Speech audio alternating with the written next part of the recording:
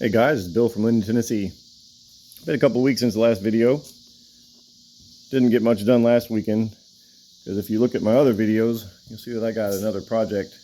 I did a solar job for a guy a long time ago, 6-7 years ago, and he called me back to do a little bit of maintenance on it, and he gave me a really good deal on that thing, so I couldn't refuse, and so there it sits. But now I am kind of back on this thing because I'm waiting for parts for that thing.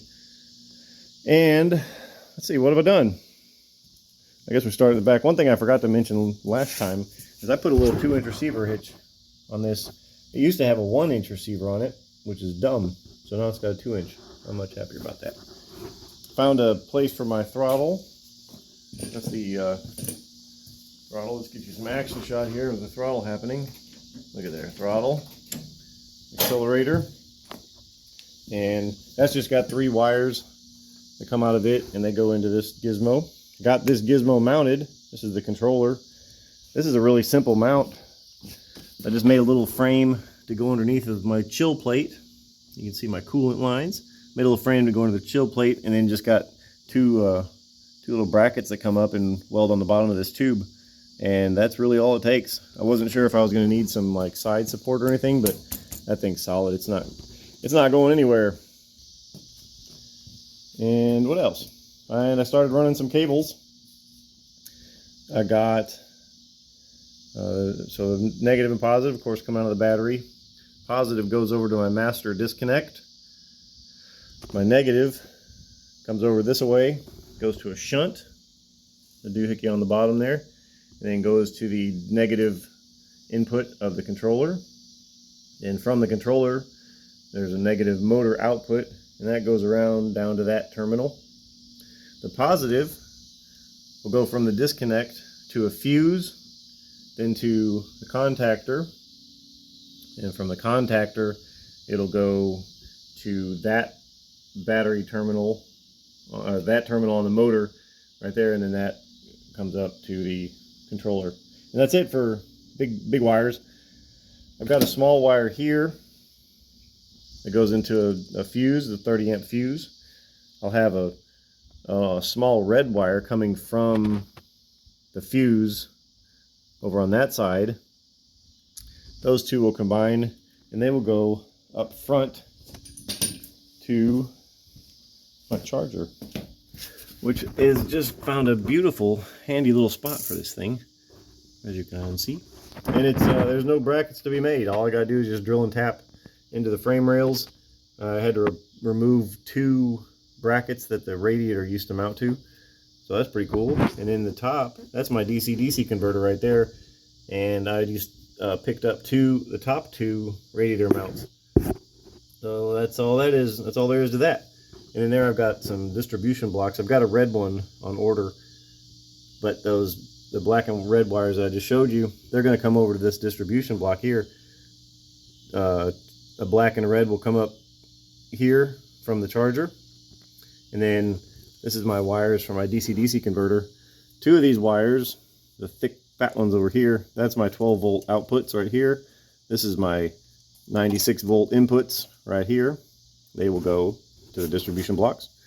And then this green wire, this will go to a switched 96-volt output, and that way whenever I turn the key off, it turns the DC-DC converter off and gets rid of any like vampire drains from my battery pack.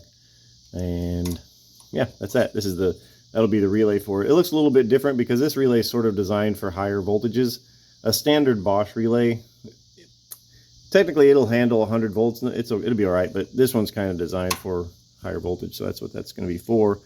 And that'll just sort of mount up there somewhere. And that's pretty much all there is to that up here. And as far as instrumentation, I showed you this before. This is called a JLD 404.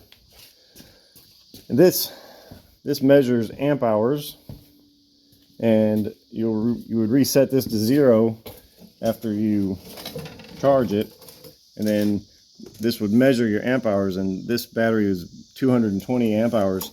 So whenever this meter gets up to 110, that would tell me I'm about 50% battery and I need to get home. And that's what that would have been for. This has also got a switch in it that will monitor voltage. And I'm going to use that. I'm not going to use this amp hour counter. I'll show you why in a minute. But I'm going to use the voltage portion of this because that charger, I want to make sure that I don't overcharge these batteries, because these will absolutely positively catch on fire if they get overcharged. No question. Now it has to be significant overcharging, and I don't think that charger will charge high enough to do that, but there's no reason to even get close. These cells in here can charge to 4.2 volts, but I'm only going to charge them to like 4.1, maybe 4.5, but probably 4.1. And 96 times 4.1, 24 times 4.1, whatever that is, it's 96 or 99 or something like that. This will monitor that voltage, and when that voltage is reached, this will activate a relay that will cut power to the charger. And then what ends up happening is, after the power to the charger is cut, these voltages will sag a little bit when they don't have charge going into them. They'll sag down. So say I've got this thing set at 98, just drawing numbers here, 98 volts. Well, this hits 98 volts, this will click that relay, turn the charger off, and then the voltage here will sag, will decrease because it doesn't have charge going into it anymore. To say I can set this to 97 or maybe 97 and a half. So this hits 97 and a half, and the charger kicks back on, bumps it back up to 98, clicks back off, goes to 97 and a half, and then just kind of does that back and forth until it sort of reaches resting voltage right there in the middle of the two, and that's it. That's how it's going to charge. So I'll use that. But my main voltage, or my main display, is going to be this thing. Now I got this on Amazon Prime Day. I know a lot of you like to call this Spamazon or Scamazon or whatever, but man, I got no problem with Amazon. I hate that everything you buy there is knockoff Chinese stuff, but you know, it's 2025, what are you gonna do? But this one is actually a name brand display. I've got this same display in my 4x4 tractor. It's the knockoff brand of this, but it basically shows you, well, what does it show you? Let's see if I can find a picture that you won't be able to read. Yeah, here we go. So it shows you your amp hours. This counts amp hours too. And this will just automatically reset. It actually goes up to 220, whatever I program it to. But it keeps an idea of what your battery state of charge is. It tells you what your current voltage is. And it tells you an estimated how much time you have left. But that's dependent on how far you got your foot into it. But a cool thing it does have is it's got power output, so it shows you your watts. So if you do put your foot into it, you can see that, you know, you're pulling, you know, 10,000 watts or whatever. I don't know. But yeah, so that's pretty cool. But this doesn't have a little switch in it, so it won't. So I still need to have that so I can monitor my charger. And what else? My little 12 volt stuff, my fuses and stuff, that's going to get mounted not right there. It'll go up on that little vertical piece back behind it, and that'll take care of all my 12 volt stuff. The vast majority of these wires are not going to get used at all. I'll just cut them out. I'll take I'll find a hot at all times 12 volt to go into that, or maybe this will be my switch to 12 volts. That's probably the way I'll do it. That same wire that goes down to that front relay to give 96 volts to the DC-DC converter. Well, actually, I'll turn the DC-DC converter on. When the DC-DC converter comes on, then it'll power that fuse block. And that way, you know, if I accidentally leave the lights on or something, the DC-DC won't be on, so nothing else will be on. And that's kind of how that's going to work. One little bit of a problem, though, I'm going to have a small 12 volt battery somewhere, because that relay in front, it needs 12 volts. And if I don't have 12 volts, when I turn the key on, the DC-DC won't be on yet. So unless I have a little 12 volt battery, there won't be anything to power that relay to make the DC-DC come on to power that fuse block. So I will have a small battery. Actually, I'll have a fairly large battery, because I do plan to at least have the option of putting a winch on the front of this. So I'll have a battery over here.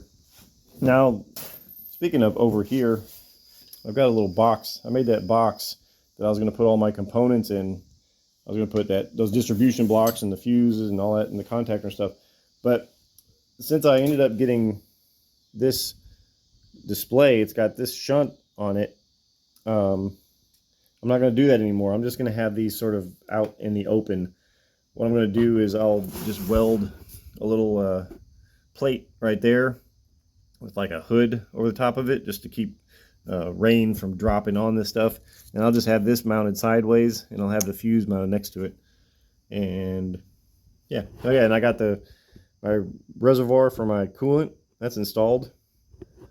And the way this is going to work, got a little 12-volt pump right there. The reservoir will be full. It'll go down to that little pump. It'll come up this way, and yeah, so it'll come out of there. It'll come up over into my controller, go through my little passages in the controller. It'll go over to one of those ports on the battery box, circulate all through the battery box, and then come back in here into the reservoir. And that'll be the circuit. That'll be the coolant flow for that. I'm not going to have a radiator on it at first. I don't think I'm going to need it. The batteries have a huge thermal mass. This isn't going to make that much heat, so I don't really think I'm going to need it. But if I do end up needing it, I've got a big old space over there that I could put a radiator with a little fan to pull cool air through it. And that'd be pretty cool. And what else? What else? What else? I don't know. That's pretty much it. Yeah, that's all I got. So, thank you guys for watching. We'll see you next time.